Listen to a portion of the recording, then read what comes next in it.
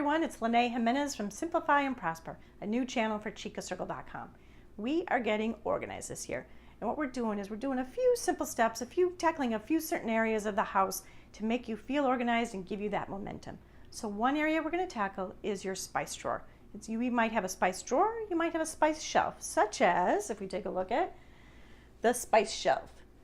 So when we look at this, how does that make you feel? What we're going for is something where you know what spices you have, you know what is fresh, what is not in fresh, and also the look and feel. So do you feel that airiness in the spices? So we did a little shopping on Amazon, and what we found, just so that we can get some uniformity in the bottles and the look and feel, we found some just plain generic glass bottles which come with pre-printed labels. So that's something that we're going to transition to today.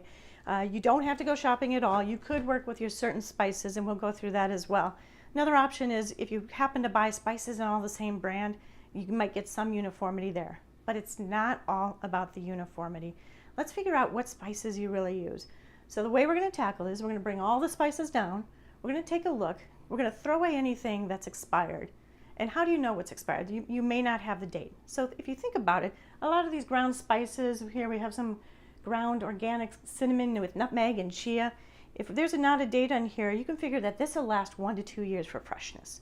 Something that's whole, if we had some, say, peppercorns that were in here, that'll last another year or two. So you're okay there.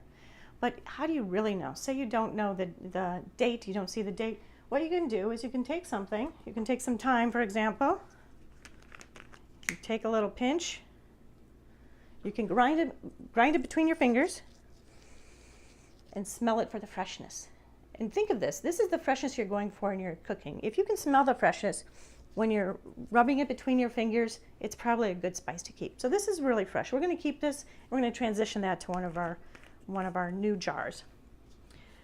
And we're going to go through that, and we're going to go through all our spices. We're going to figure out, is there something that's just nice to have that we bought once, we used once, we haven't used in a year or two? Let's get rid of it.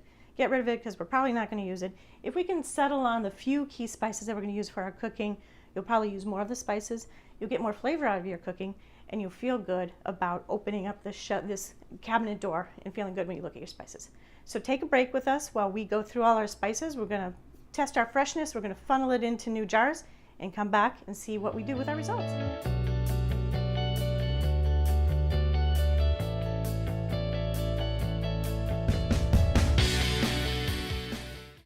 All right, so we're back. We're back here in my sister Pauline's kitchen, and we tackled the spice cabinet. Are you ready to see what happened?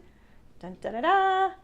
All right, can you see the difference? So we spent less than an hour. We went through all the spices. We filled an entire garbage can full of spices that were old or that we knew we weren't going to use, and then we transitioned the rest into clean new jars. So one little trick along the way, what we did is we found it was easy to use a little slip of paper, a clean slip of paper for each jar as a funnel to pour the spices into the bottle. So that was a little bit easier than using a regular funnel and cleaning it each time. So this is something that you can do, and we want you to do it. So it's a new year, get ready for fresh food, fresh spices, and a fresh look. So I look forward to hearing your results. Comment below and go out there and simplify and prosper. Thank you.